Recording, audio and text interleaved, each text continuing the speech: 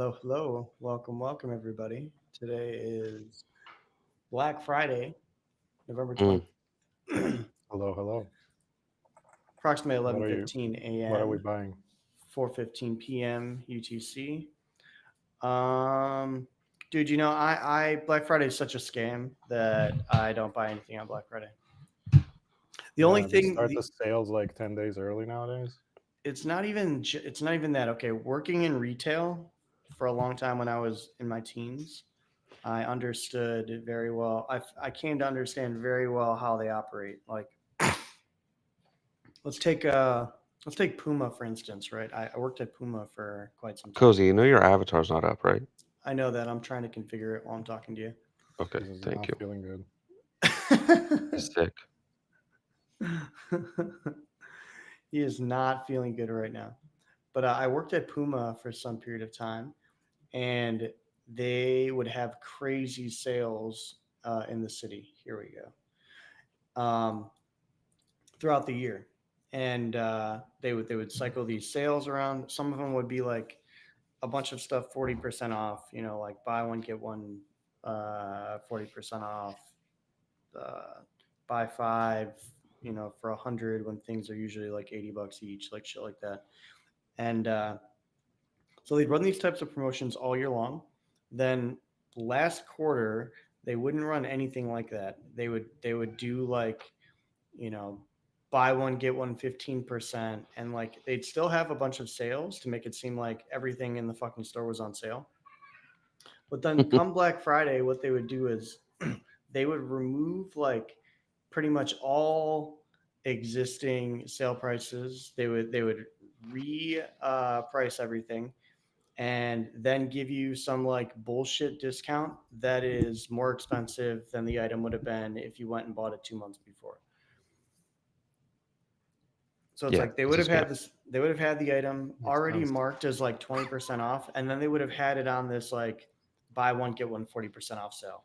And then you come in for Black Friday, and instead that item's full price instead of being 20% off, and it's buy one get one 15% off for the Black Friday sale. So it's just like there's such scams that it's like why the only thing about Black Friday that was that made it worthwhile shopping was going out and waiting in the lines. And I don't know if you know this, Marty, but nobody does that anymore. Yeah, You remember yeah, people dude. used to Brazil has camp Black for like Black Month, dude. It's the whole month of The whole sales. We month, don't even people have are Thanksgiving. Black Month. are You remember Okay, people sorry. used to Jesus camp Christ. outside of stores for like that's Halo releases and stuff. what's that? They would Remember the camp. midnight release, the Yeah, people would camp PlayStations? for days outside of stores for like the release of consoles or like World of Warcraft. Bro, You remember? people of this generation do not understand the things we used to do for our games. Now Yeah. they just pre-order everything. They're like, oh yeah, I'll just pay for the pre-order and they I'll sit at they home and play it when pre-order it their comes out. early access, the Pre fucking pre-alpha. pre-alpha, preload already. But But that's the remember thing. when they used to just put games on the discs and it worked? Now you get that pre-download, and if you have slow internet, you're screwed. You You might be remember how waiting a the few hours. installations, like there would be like really fancy installers with like animations and shit for games? I love Then now those. it's nothing, nothing. Yeah, Kids these days don't get anything. yeah, No, they but like, don't get it. dude, I remember I forgot which Black Ops or Modern Warfare it was for, but I remember this line at GameStop that literally wrapped around the like strip mall sidewalk that it was on. It wrapped around the whole building, and then it was like snaking into the parking lot. And I saw this starting to happen earlier in the day before I went home, and gearing up for the release, I called my buddy. I'm like, we're just gonna show up and we're gonna walk into the front of the crowd and get in and out within like an hour, no problem. And it worked too. Like we just walked up and we just like pretended like we had been there fucking no, for a day. There were people that would camp out there. They were like putting, they had tents outside of the fucking GameStop. Have you ever bought For a something five and hundred then it dollar for went a on $500 sale? PlayStation. Mm-hmm. You ever buy anything and then it went on sale for like way less than you bought it for? During Black Okay, Friday. no, just right No, now. like Just like are you ready? Recently, I got a good one. what, Bitcoin? Starlink Mini, Oh, $499. $499. yeah. Okay, dude, it's like $200. It's like less than $200 now. They're like giving Wow. them away. Wow. Yeah, that's been like 2 months. What's the restriction of the mini that the regular one doesn't have? Like, The regular one is the size of a huge photo album opened up. It's gigantic. It's maybe 2.5 feet long, 3 feet long. mhm. The mini is the size of a 14-inch MacBook Pro, Okay, so maybe it's like a even the large 13-inch router. Air. And when it comes to like connectivity, It's speed, like how do probably they differ? slower. I'm not sure if it's slower, but I know that the mini has a built-in router inside of it. So all you need to do is plug in the mini one cable, where the big one has the power cable that then goes to the router, Yeah, your the big one's Ethernet like to for the your house. The mini is like portable. yeah, yeah. But I know you Okay. have to run the Ethernet to the router and then into your home system, or you'd have to have the separate router where the mini's all in one. Everybody can connect to it. Really? You It's seem pretty to really legit, dude. like Starlink. How is Starking. uptime? I've never had downtime. I mean, the only time you lose it is when you go into a fucking parking garage. Do you get It throttled at all? Like your speed? no, no. It's not good for gaming for sure. The ping is too slow for gaming, Okay, but that's what I needed to know. calls, emails, work. You're in the middle of nowhere, and it just works. You get 100 up, 100 down. You know, whatever, 100 down, 50 up, whatever it is. I might How have to much do is the this when mini I now? travel, never pay hotel or cruise Wi-Fi again. Dude, Yeah, the there's standard an on adapter for Starlink is parking. $89, dude. The big one. What The the big fuck? one is 89 a month or No, just 89? no, for the hardware, $89 for the big one. That's That's cheap. cheap. That's cheap. 229 for the mini at Best Buy right now. Home Depot 229 instead of 500. I just spent 500 like a couple months ago. Damn, I wanted to go get one. It's perfect for I don't know, oh, you want to go to a national park or you're like, fuck. Oh, I'm sorry, I have to stay at the hotel till 11 for this call. No, fuck that. Just fucking put the thing out, stop the car, or I have it synced up into the car, right?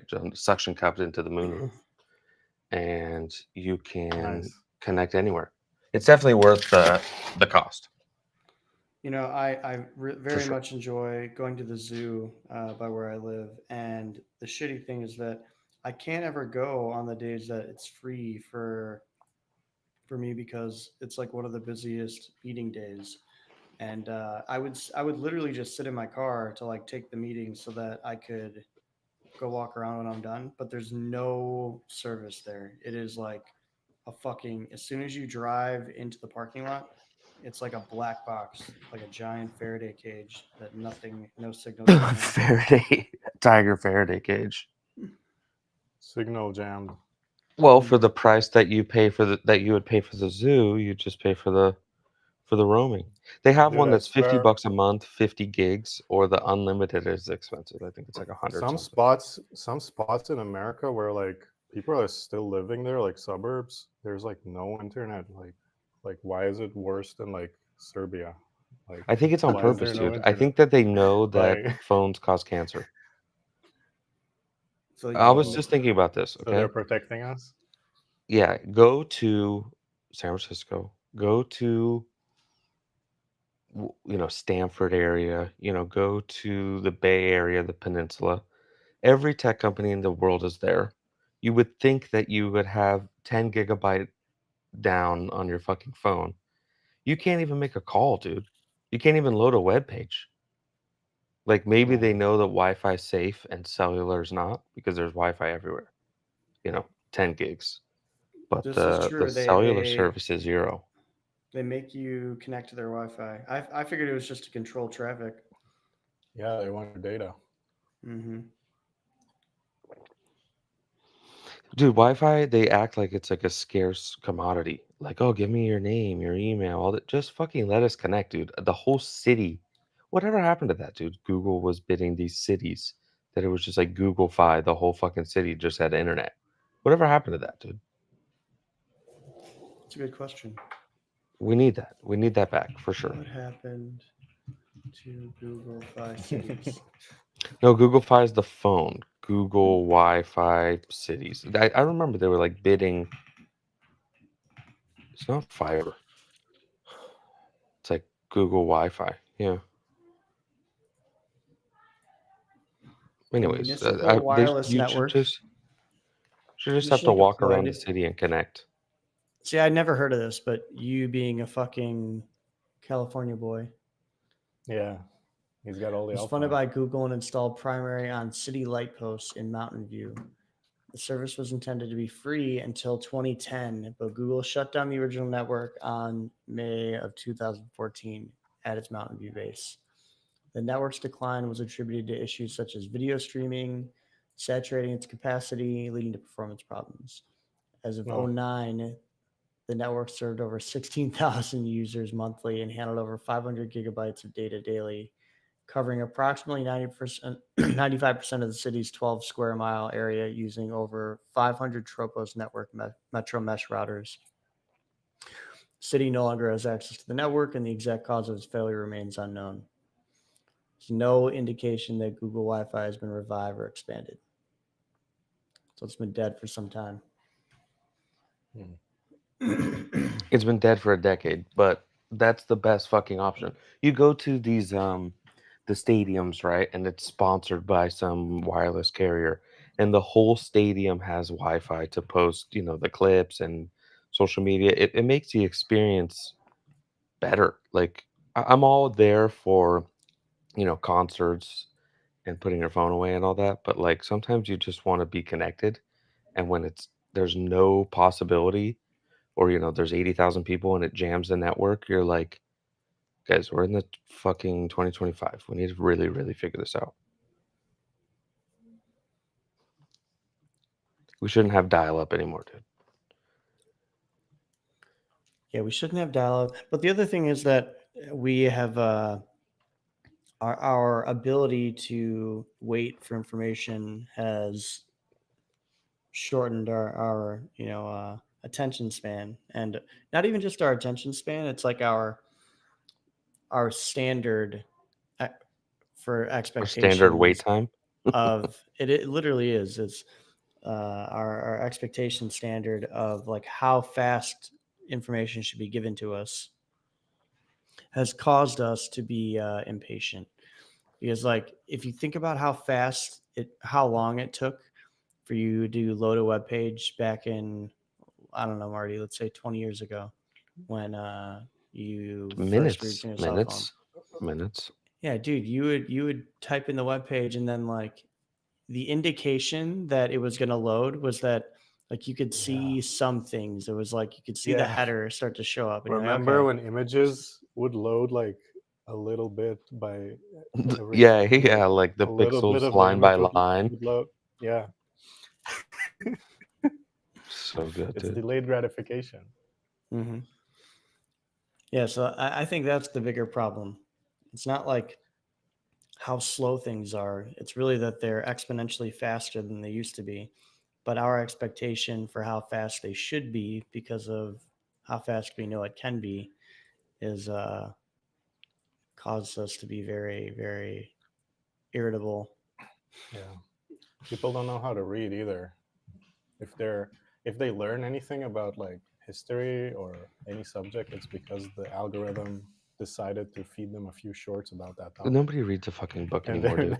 they would never research it on their own. Not even a book. Like they would never like Google like a Wikipedia article about anything. It's Remember only when we if couldn't use the Wikipedia for algorithm school? decided. It's great. Yeah. Yeah. All right, Metals Hour. So we need to get Dime on the phone. We need to call in from Dime. Silver all-time high. On what? Damn. What's all-time high Nice. right now? Silver, $55. Wow. All the schizo boomers 1970, were right. 1980, all-time high was 48, 47. Before that was 2010, $50. New all-time high. Sheesh. Let me pull. What's gold looking like right now? 42.10. Pumping. Wow. Pumping. Dude, I have the 6-month chart up. It looks insane. On silver? On gold, silver, Uh, like the 1 month also looks crazy. I mean, gold in the last Hmm. since January 2024 has had 1, 2, 3, 4 red months. Every other month has been closed green since January 2024. So 2 years of just up exponentially. Silver all-time high, going nuts today. Dime said he's in for $1,000 an ounce silver. That's his goal. really? Gold 10K. Yeah, because silver they use for, as he explained it, they use for medical equipment. It conducts electricity well. It's sterile. They use it for a lot of other purposes as well. But do we want to be living in a world where Outperforming gold, silver though? is 1,000? Is it outperforming gold though? Like over the past few months, or is it the same? Silver year to date 92%. Gold year to date 60%. Hmm. Wasn't gold like 2K at the start of the year, or was it already above? Gold was, dude, this is why we need Dime, dude. Yeah. It was 3K. Oh. No. No, you're right. Yeah, it was 2,800, 2,700. Oh, I see. Beginning of 2025. Yeah. And our digital gold is up. People are like, "Oh, we never got a bounce," or we just had a $12,000 move off the lows. Okay, we are down on the month. I'm sure. Yeah, definitely down on the month, but we are seeing huge moves. A $10,000 move is insane in a week, Friday to Friday. But it's just not enough, Cozy. We need new all-time highs for people to stay Dead cat. happy. Is this a dead cat bounce? We're getting close. I think we're getting close. We haven't drawn in enough people to make it. If we got up to like 100, I'd start to be scared. Another 9, 10K to go. Mm-hmm. Dude, look at that silver, Jesus. And what about Melania the movie? Tell me about What's this. that about? I didn't know there was Melania the movie. I only knew I about sent the link Melania in the coin. Eden chat. I sent the Eden chat. Let's pull this shit up. She is launching a media company, of course, and Oh my she God. will be releasing Melania the movie in 2026. Is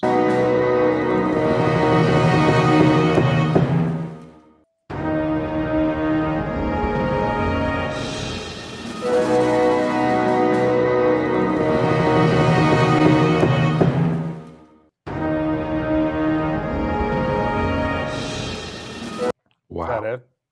That's it. Is that the trailer? That Mhm. was it. Yep.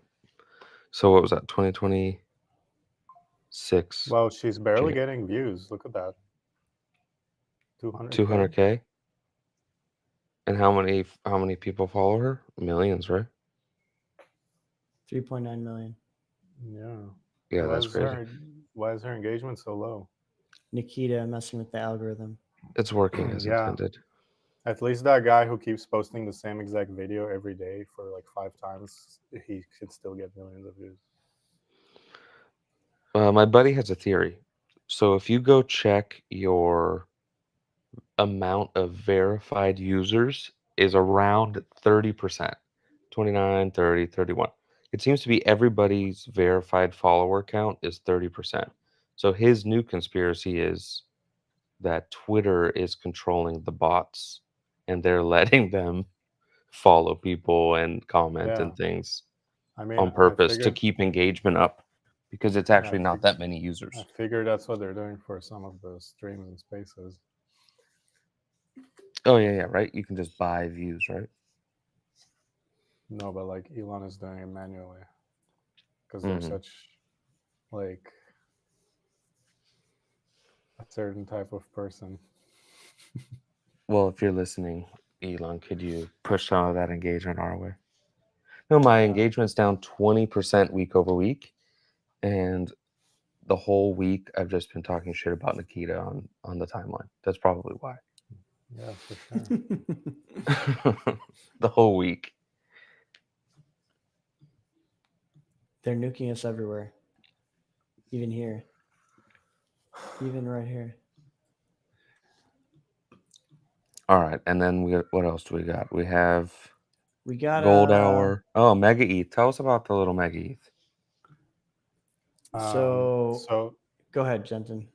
yeah, so they were planning to do the pre-deposit of 250 million Of USDC. USDM or Yeah, USDC for USDC USDM. converted to USDM. They planned to do it in a certain hour. It didn't start in that hour. They kept delaying it because of issues, and then they started it like without announcing it. Just like went live at like a random minute of the hour.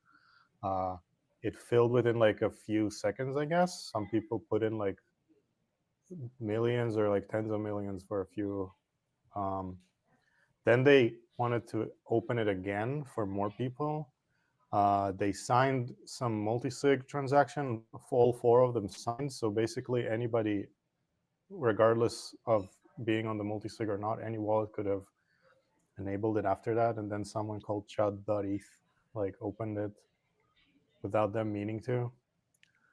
I forgot what it was. Like they wanted to open it to 500 mil, but he opened It was to 1 $1 billion. Yeah.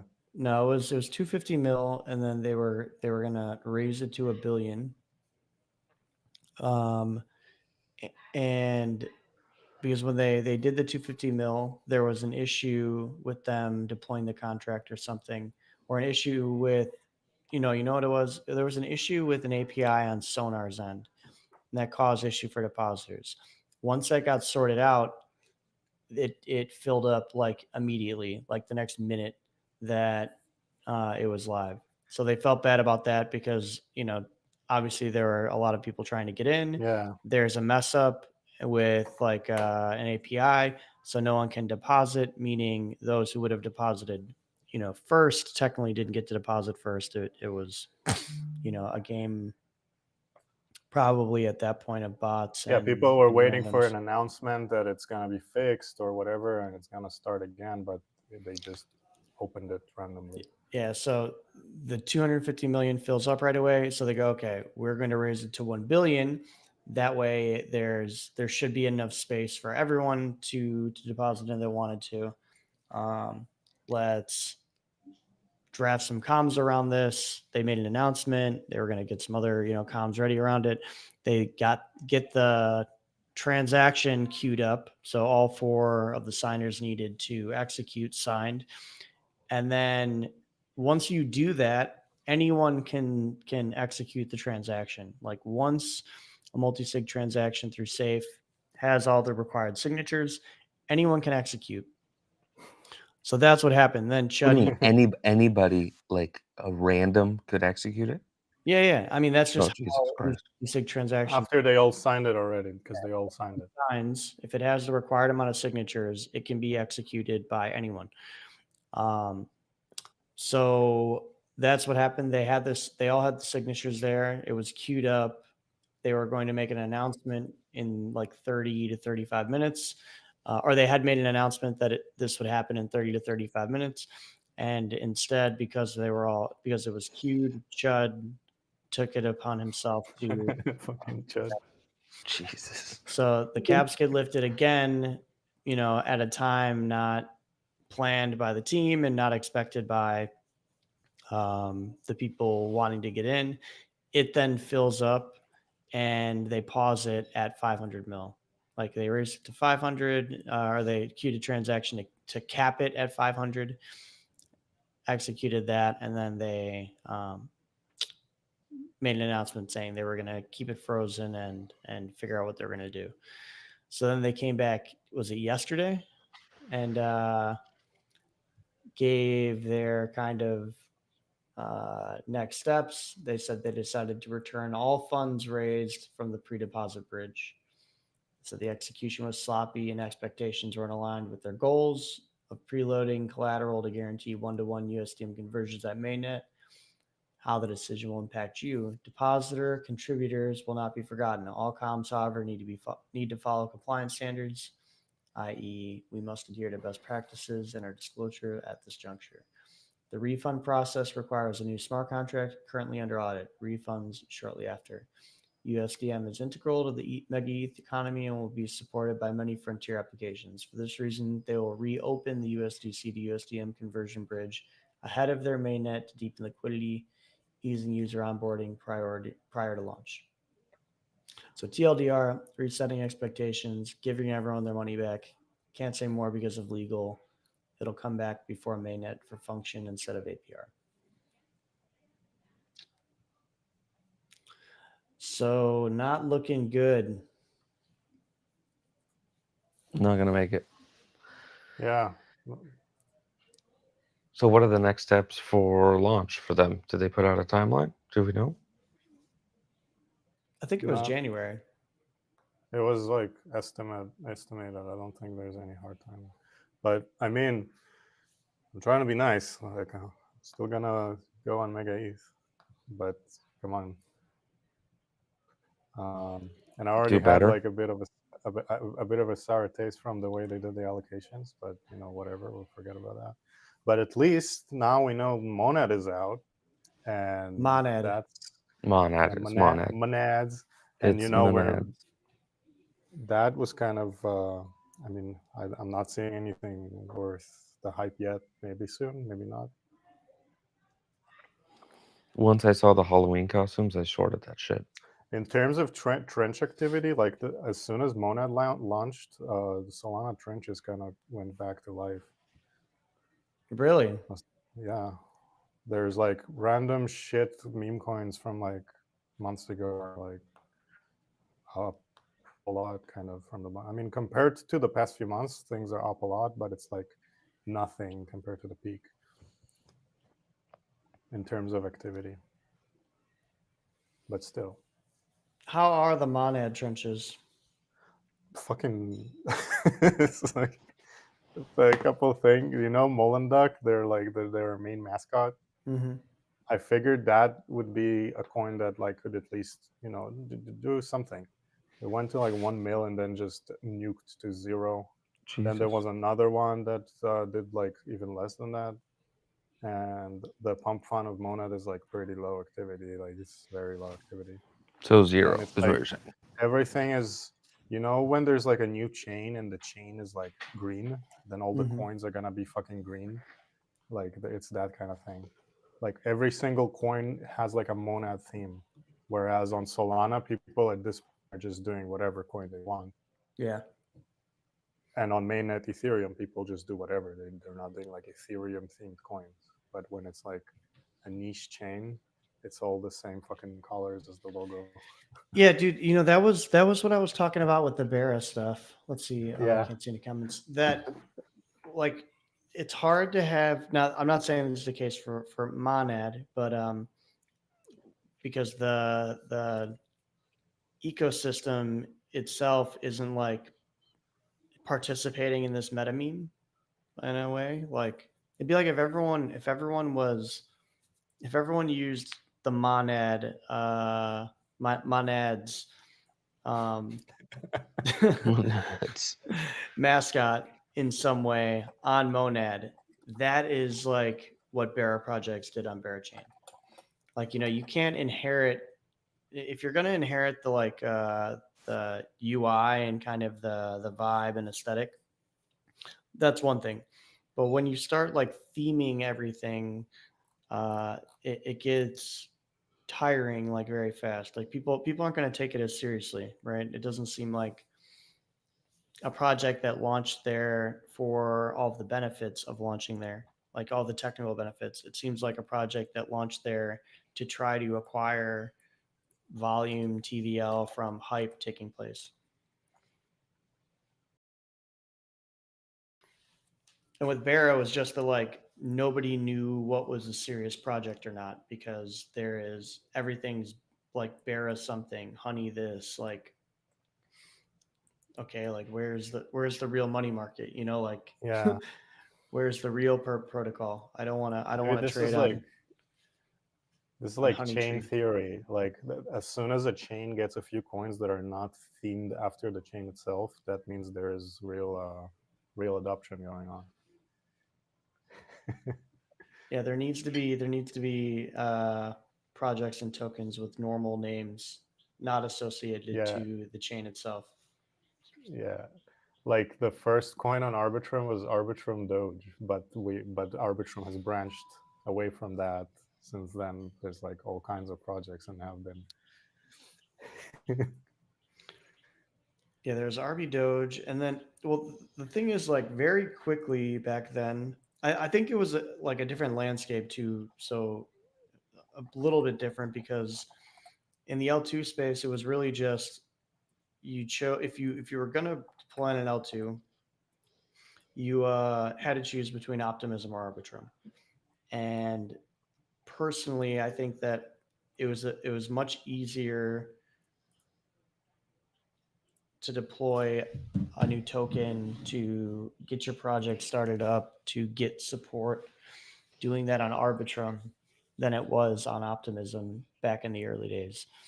And because of that, I think that's why you saw quickly after all of the RB like branded things, you saw real projects deploying there. I know that we were trying to get on like both Optimism and Arbitrum's like beta to start playing around on testnets, and I think there was some, I don't want to say red tape, there was some like yellow tape to doing it on Optimism, whereas Arbitrum it was very welcoming, super easy. Nowadays it's much different, you know. They want anyone to, not Arbitrum but like Optimism, all these L1s, L2s, they want everyone to deploy there, and they want to make it as easy as possible unless you're Mega, and I'm not saying that in a bad way. Mega doesn't mind if you deploy there, but you're not going to get the support from them the same way you would from somewhere else unless you're unless it's your home base or your orchestration chain as well as your locking in there. They want projects that are unique to their ecosystem. Did you see Kalshi? Well, what about Kalshi? I've seen a few things about Kalshi.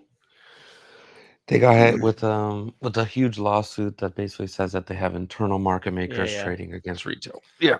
But it's a class action lawsuit, so it's like, but still, yeah, I did see that. Just pay and money. What they what they're saying is that, or their stance is that retail users are trading against the house, and that's illegal. That it's being masqueraded as peer-to-peer trading, and in reality, it's them trading against market makers. Well, the makers, yeah, like people are like, oh, you should go make prediction markets and all that. Like, it's way different, and it's not as they're growing way too fast. They have too much volume, and there's no makers that are ready to take that size of volume yet. So they just took it upon themselves to do an in-house maker. Of course, they're probably going to win over time, right? But not good, not great. But same thing with Polymarket. Polymarket has an internal desk for sure. You would think so. 100%. It's exactly the same thing. Like, I would assume Polymarket gets hit with the same case soon too. And then you have Robinhood and Susquehanna. They bought 90% of MIAX, MIAX, which is a CFTC licensed futures or derivatives exchange. I don't Really? think people remember what MIAX was.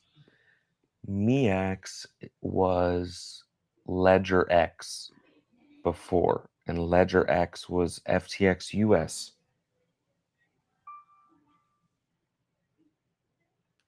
Before FTX US.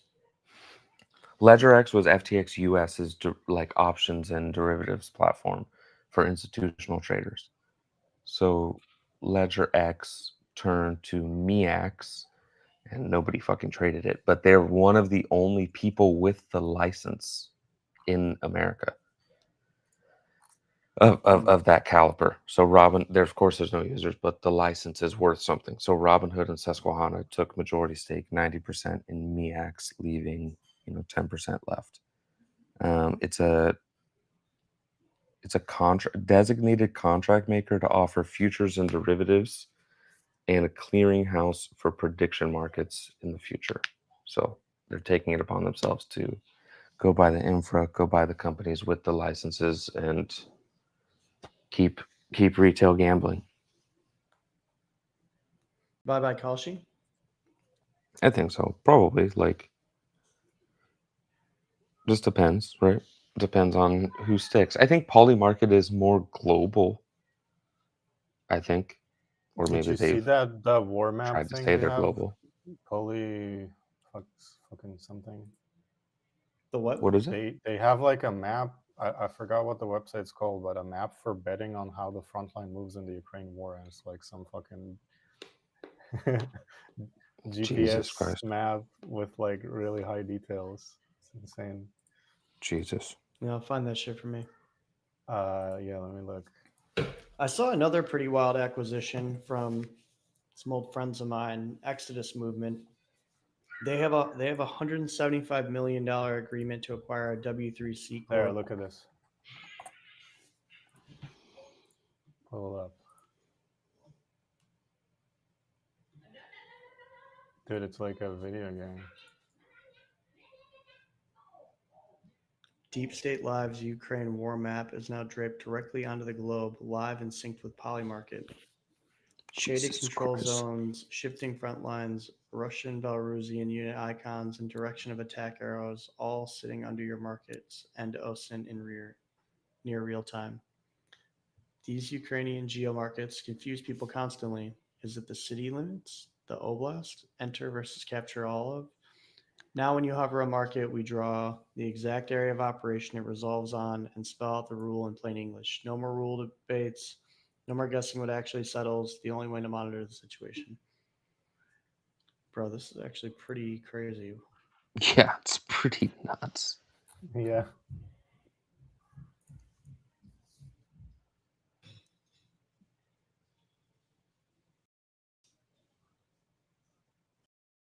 This is the future.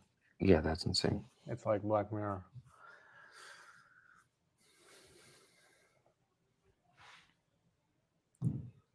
They're turning the war into a video game.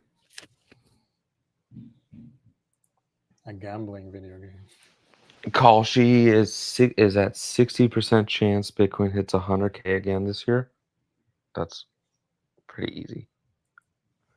I think that what the alpha is for sophisticated players is prediction markets versus the options market, and seeing if there's any ARB or alpha there that you can put on. So Kalshi is at 60%, then go look at the order book for an options exchange and see what you can put on. Yeah, we're definitely getting nerfed. 300 for sure getting nerfed. Top option flow, some 105Ks in December. And then the polar opposite of that was some 80s and 85. All December. And on ETH, this guy ended December 1200. Then some 3000s, Still, this guy with the 500s. Dude, the 500s guy's insane.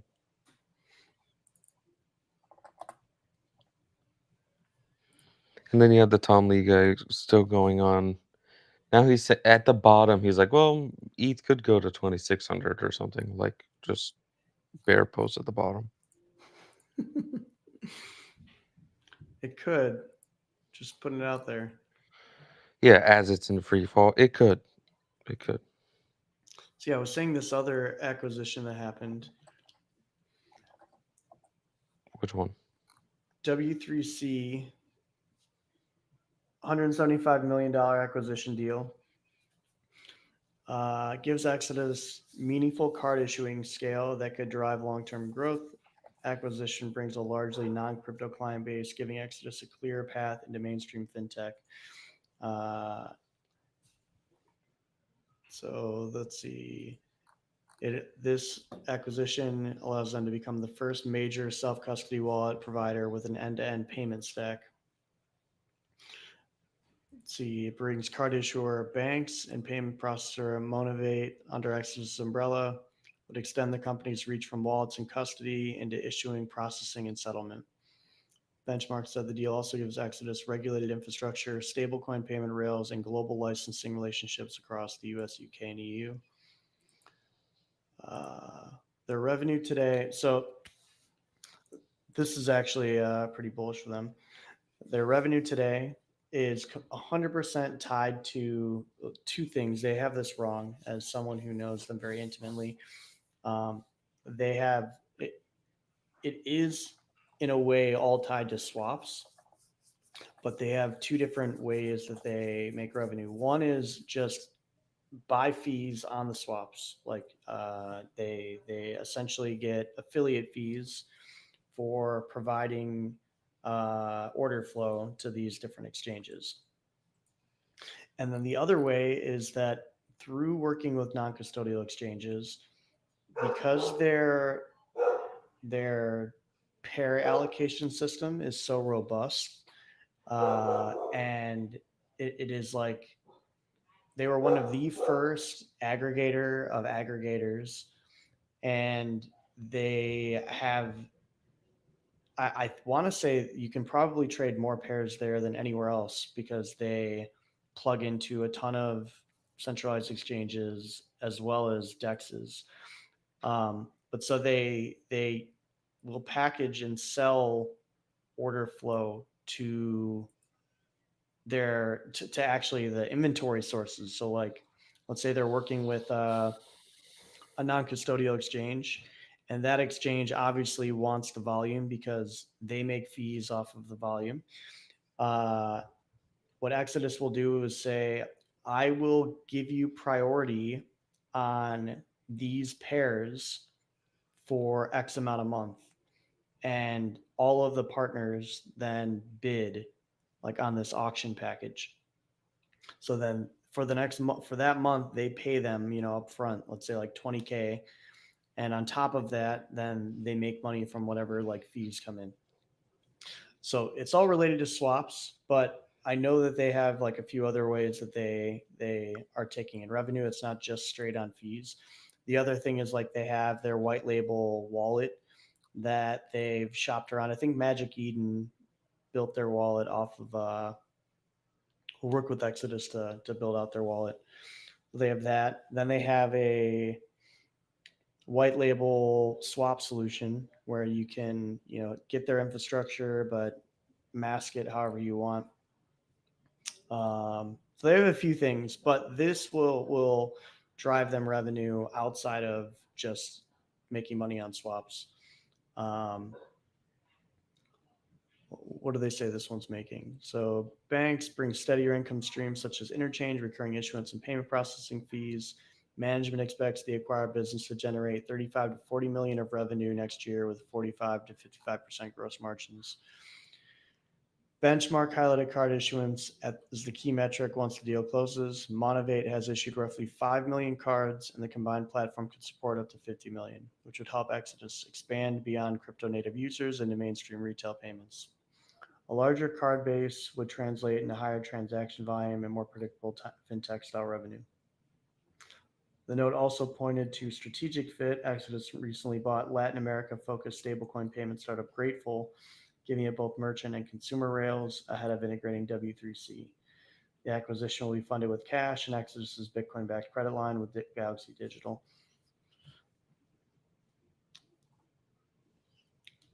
Damn, dude, they're Acquiring spree.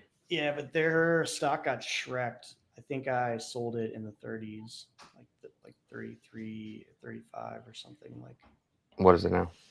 15, 25 when this was Yeah, made. fuck. Let's see. Yeah. Let's see if I can pull it up. I'll just pull it up on I gotta TV. jump. I gotta take my sister-in-law out somewhere.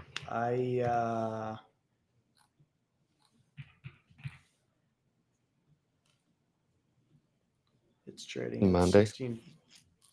Got a nice little pump from their announcement, it seems. Monday we got Epoch 2 coming. Mm-hmm. A little shill.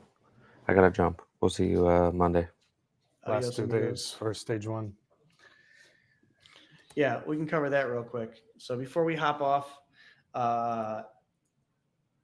today is the last day, correct?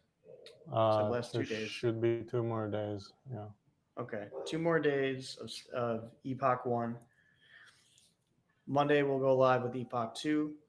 Epoch 2 is a full reset and brand new prizes. We will introduce, I'm going to just announce here some cash prizes, as well as points, merch, all that good stuff.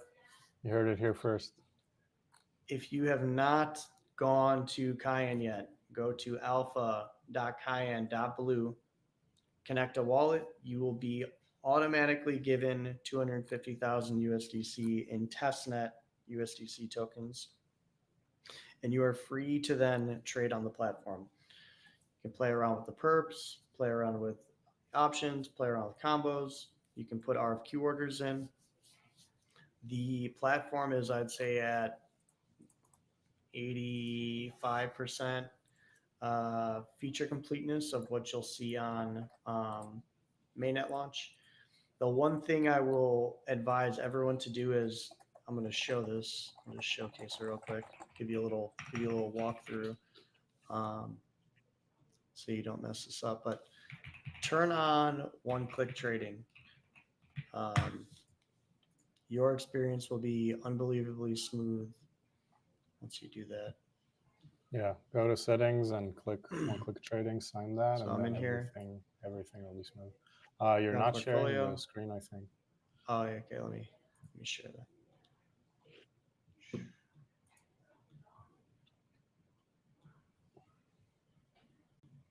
Okay. There we go. All right. So here on my portfolio screen, if you launch on like options or perps, whatever, click portfolio, come down to settings, and then turn on one-click trading.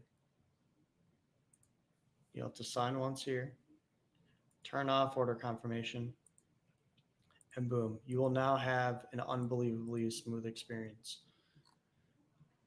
Let's see, you want to come here. Let's just say I want to buy a perp. Oh.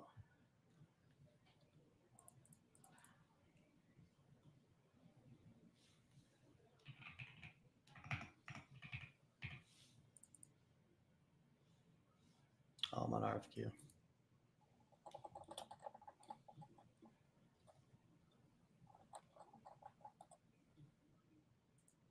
Boom, limit order successfully posted. You see that? As soon as I click the button,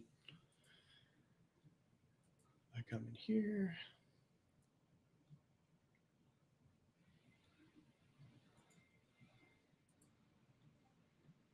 It's my open orders. Boom, I have one other position open right now, this ETH perp.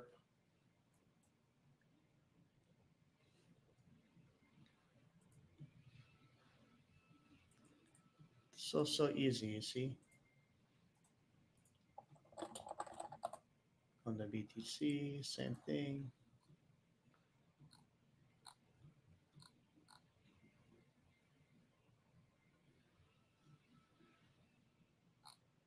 Boom, trade successful. See? Open orders. Oops.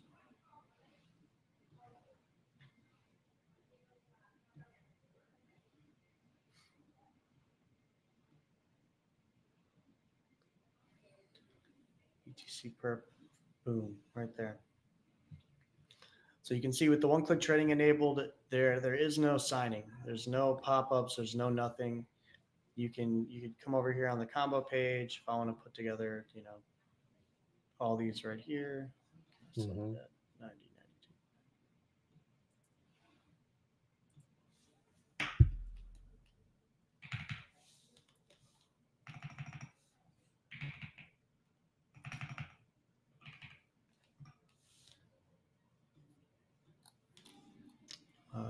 Oh, so on BTC. Let's change these to.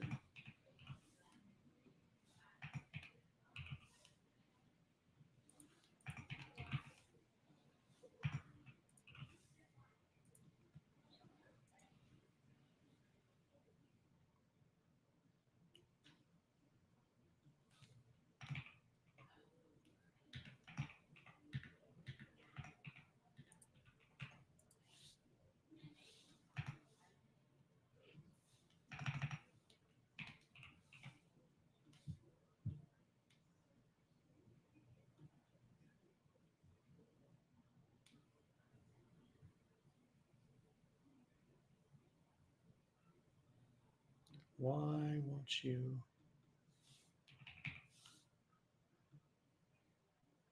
All right, not gonna do. Try a covered call, maybe. Yeah. Something basic.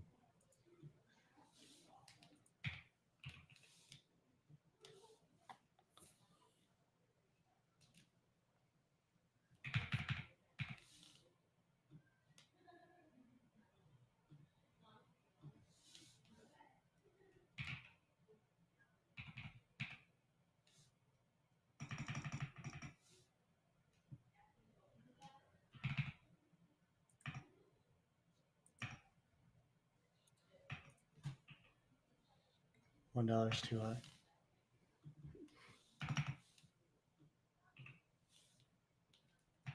Like because of the credit.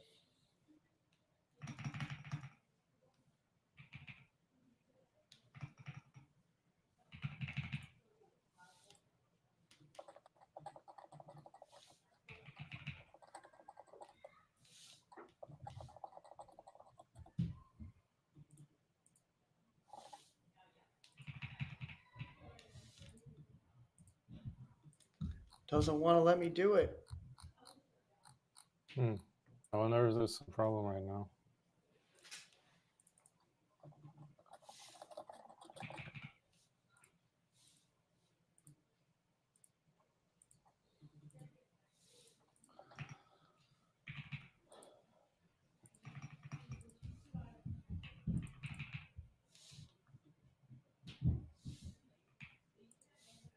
There we go. Fair value 49.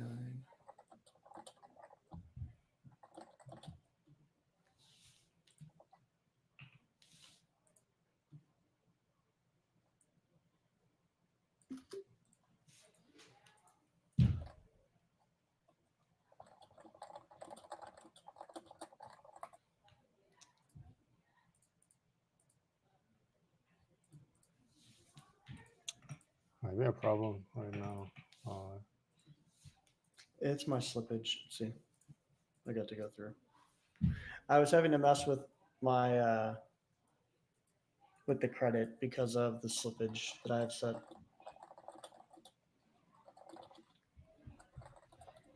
So the other one, the first one was a liquidity issue. This was just like because my slippage is so low, and I'm trying to buy something that doesn't have as much liquidity. I had to adjust the credit. But there we go. All options that I just purchased per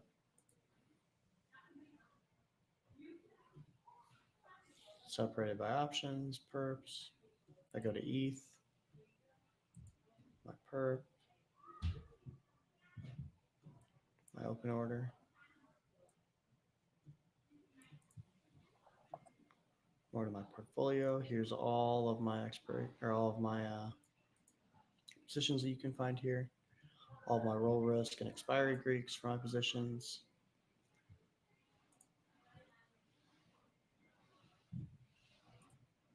Bada bing, bada boom. There we go.